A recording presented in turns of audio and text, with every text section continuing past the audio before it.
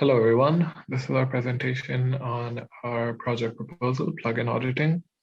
So this is our team. It consists of me. My name is Ishan and Abdul Hadi and Ravi. Okay. So Chrome is largely regarded as the web's most secure browser. Chrome is also the web's most used browser. In addition to standard web browsing functionality, Chrome provides developers with extension APIs that can extend the capabilities of the browser.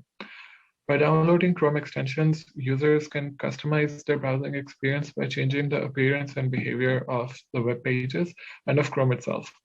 Extensions have become increasingly popular since their introduction, and the Chrome Web Store is full of extensions developed both by Google and by independent companies or developers.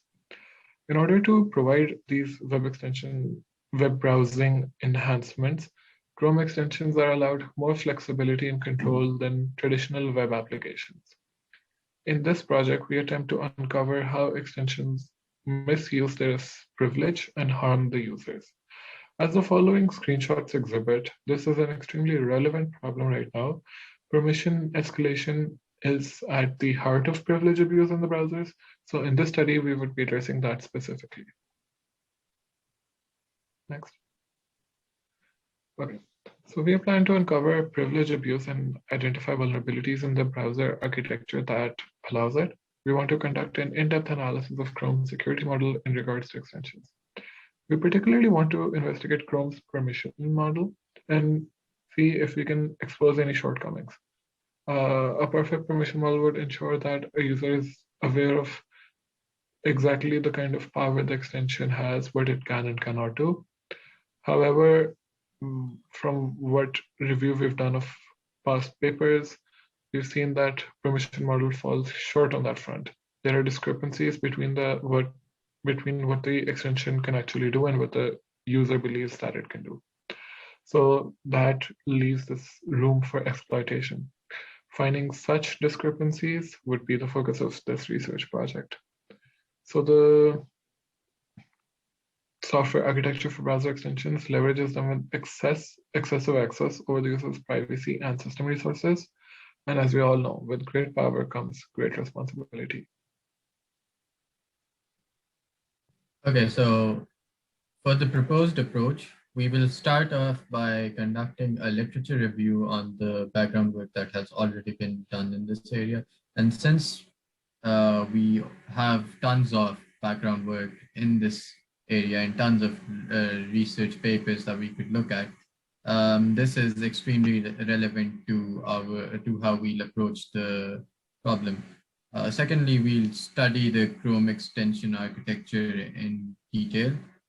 This is because, as we'll see, none of us really have any prior experience in extension architecture. We'll also try to identify threat models that map out to all, if not most, attack vectors that we can identify. Then here is where our approach will branch off to two different plans. We'll go with plan A, but if that doesn't work, we can go back, we could revert to plan B. So plan A is basically we'll select a few extensions based on our previous study and the previous literature review that we do. We'll analyze them using tools like Tarnish, and hopefully we'll find examples of privacy violations, privilege escalations, and we'll be looking out for stuff like key logging, site tracking, browser fingerprinting. But if we can't do that, if we can't, for example, analyze the selected extensions, or if we can't find any examples of privacy violation, then we could look at plan B, which is where we will look into the elevated permissions that we are allowed by the Chrome developer more. And we'll try to create our own malicious Chrome extension, thereby proving that the extensions we use for this extension, thereby proving that the permissions we use for this extension can have serious consequences. Next slide. Yeah, so the expected outcomes are basically we expect to find some extensions that are malicious or infected, and hopefully there would be some common loophole or some permissions that these extensions leverage, or there's something common about the way the architecture is implemented in these extensions. And since once we find that out, we could look for ways to make the browser more secure by defending it against these loopholes or these permissions. Next slide. Regarding our timeline, we will finish all aspects of the proposal within the next few days. Then, within the next few weeks, we will also select the tools and extensions that we will look into. We will then analyze the majority of the extensions by the end of March, just in time for milestone 2, with further research being done throughout April. Then, keeping in accordance with class deadlines, the peer review and the final paper will be submitted by April 12th and April 19th, respectively, with the final presentation happening on May 3rd. Regarding team skills, Abdul Hadi has experience in network analysis, Zishan has built browser extensions in a previous project, and I have created JavaScript malware.